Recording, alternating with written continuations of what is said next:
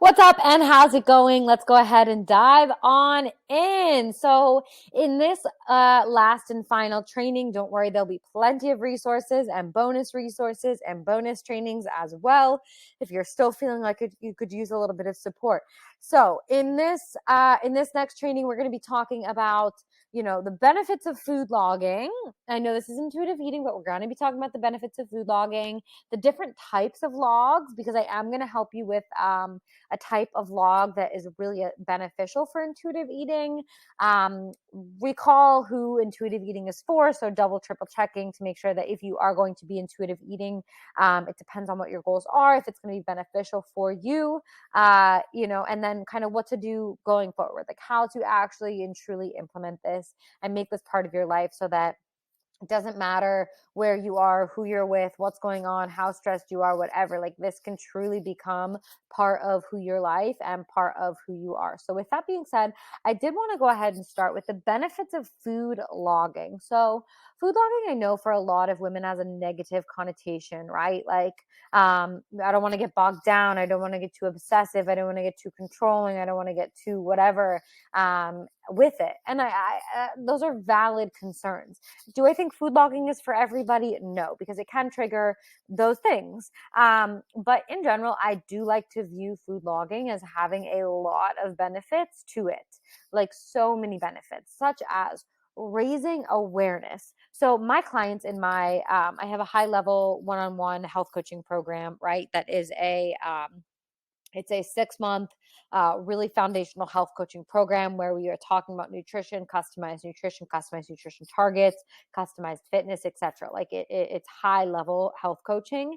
And one of the things I have my clients do for their first 2 to 3 weeks is I have them just log their food, and I don't look at a single, I mean, not that I don't look at a single thing. I look at it. I don't give them a single thing I want them to work on or change, because I want them to eat as they normally eat and just start to raise awareness of their normal patterns, right? Are they extremely low in protein? Are they very high in carbohydrates? Are they very high in sugar? Are they eating way more processed foods than they thought they would? Are they eating more mindlessly when they're not actually hungry than they originally thought they would? Again, its focus and its intention is to raise awareness. And that's just to raise awareness of anything, right? Are you under eating? Are you overeating? Are you inconsistently eating? Are there any, flags that you should be aware of within your eating? So I would say that the number one biggest benefit of food logging, and again, I know we're here talking about intuitive eating, but I'm going to be giving you a style of logging that's going to help your intuitive eating, which is why we are talking about this. So number one, it's going to help you raise awareness of your eating habits and your eating patterns. That's also that set up here. Identify patterns. Like, are there any patterns like Friday nights? That's where you binge the most. And maybe if you sat around and played with it and thought with it and spent time with it and intentions with it and got curious and got gently curious, you'd be able to maybe identify, whoa, maybe I binge on Saturdays because I'm so stressed during the week. I don't slow down enough and my expectations are way too high during the week and my stress is through the roof, etc. And then Friday rolls around and I just binge. I just binge left and right? So it's going to not only help you raise awareness of your eating habits, but it's going to help you identify eating patterns, because at the end of the day, they are all just habits, right? They're habits that we have. It's going to help you observe data, right? I tell my clients all the time, just pretend it's not you. Like, it's just a science experiment. We're just observing data. We're observing what happens if we eat 100 calories less. We are observing what happens if we eat 20 grams more of protein. We are observing what happens, right? Does your energy go up if Y? Does your energy go down if Z? Do you feel really hungry if X? Do you feel really energized if Y, right? Like it's just observing data. And then it says accountability on here twice. So I guess I really wanted to hammer in on that when I was making these slides. But it does help with accountability, right? Of just like having to log your food, and especially if you have somebody else looking at it, then there's the accountability of making sure that you are putting good foods into your body. So benefits of food logging are such: help you raise awareness, help you stay accountable, identify your eating habits, and observe your eating habits as data, and observe them for what they are. Different types of logs. There are so many different types of logs out there when it comes to food logging, and that's why I wanted to bring this up on here, right? And I know I said, oh, Jackie, it's intuitive eating. Like You said there's no counting calories. You don't have to. There's so many other different types of logs, right? You can have an intuitive log, which I'm actually going to provide for you in the resources section.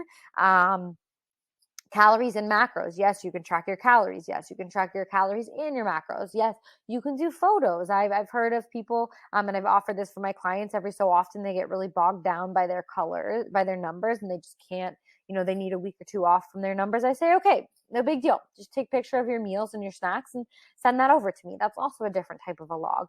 You can also do more of like an observational log. Like, how does my body feel when I eat X? Like, when I eat dairy, how does my body feel? When I eat gluten, how does my body feel? When I cut caffeine, how does my body feel, right? Observational and specific to certain things and energy and how your body's feeling. So with that being said, we will circle back around to talk about the intuitive log. And again, there's other forms of logging as well. This is just pretty generic what most people are logging for their food. So I wanted to, again, just kind of recap. Who is intuitive eating for, right? Intuitive eating is if you're wanting to lose weight, but you don't want to food log, or you don't want to count calories, or you don't want to count macros, or you don't want to follow a meal plan. You don't have to follow a meal plan if you're eating the right amounts and you're getting all the balanced macronutrients and micronutrients. Like, you're fine. You don't need to, you don't need to. So it's for if you want to lose weight, but you don't want to count or be really uptight or stringent with things, or have to get yourself bogged down, or have to open up MyFitnessPal, etc. It's also if you have lost weight and you are looking to maintain your weight loss, right? This is kind of the phase that I'm in.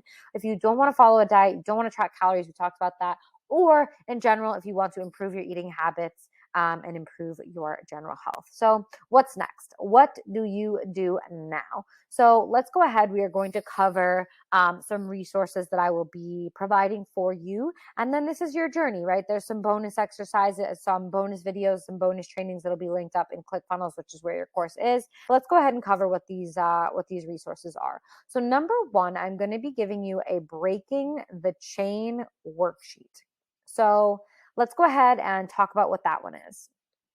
So breaking the chain refers to, right, in the example I gave previously, if on a Friday night you are binge eating, we're having a eating episode of any kind. So an eating episode can refer to any number of things. An eating episode can refer to overeating, binge eating, eating something you did like that doesn't make your body feel good, eating something that's not so necessarily healthy for you. An eating episode can refer to, anything, but ideally, like, taking the time enough to slow down and sit with this and get clear, like, what are your habits and what are your patterns, and like, what is going on? Like, think of it as a chain, right? That's the idea of breaking the chain, as a chain. And at one end of the chain is the eating episode. Like, what happened during your day to trigger you to want to have that eating episode, to overeat, to stress eat, to binge eat, to mindless eat, to emotional eat, like, what was it that came up? Was it stress? Was it overwhelm? Was it sad? Like, just getting crystal clear on what it is that could be the thing that triggered you to eat, and so to have the eating episode. So that's going to look like paying attention to where were you, who were you with, who were you around, what were you doing, etc. That kind of thing, to start to get clear on what led up to that eating episode. I'm also going to be providing you with a document of foods to eat more of and less of. That is that's similar to the like grocery list kind of intuitive eating log. So this is something, yes, I'm going to be right. Intuitive eating log, calorie and macro log, those are just two different forms of eating. If you want to track and take a look at your intuitive eating, this is going to allow you to look at how hungry was I, how full was I, how did my body feel, which is why I brought up food logging previously, right? How did it make my body feel? What did the energy give me, etc. I'm also going to give you a resource for a calorie and macro log, so you can take a look at that. Some resources and external resources on mastering meal prep, as well as a 12-week tracker. Now, I would love to look at this 12-week tracker with you. This is going to be what's going to set you up for success to make this a habit, right? And really make this lifestyle. So it's going to give you one habit to focus on. For example, eating slowly. Focus on that for 2 weeks. Just all you're going to focus on for just 2 weeks is eating slowly. And then you're going to focus on eating slowly and eating to 80%. And then for 2 weeks, all you're going to focus on is eating slowly and eating to 80%, etc. So it's going to allow you to add a new habit on every single week for 12 weeks of our 6 intuitive eating habits. So, right, 2 weeks, one habit, 2 weeks, 2 weeks, two habits. You get what I'm saying? Incrementally every 2 weeks, adding in a new habit. So that's also a resource. And then all in all, definitely check out the bonus resources, bonus trainings, etc. Check out the resources I provided for you. And it's been so great to have you in this course. Hopefully this was super, super helpful for you in terms of just like alleviating the pressure to feel like you need to follow a diet or follow a meal plan in order to be healthy, in order to have better eating habits. It's really just a matter of getting super intentional with yourself in order to break these things down. So it's been so great to have you here. I appreciate you. Definitely, if you're looking for other ways to work together, I do have a course in intuitive training like a trainer, which is all about how to have better, more efficient, more effective workouts, self-love masterclass. And then lastly, I have one-on-one customized fitness programming, one-on-one customized self-love coaching. And then I have a holistic health coaching program that is fitness, nutrition, mindset, lifestyle, etc., the whole shebang. So we'll definitely provide those resources for you.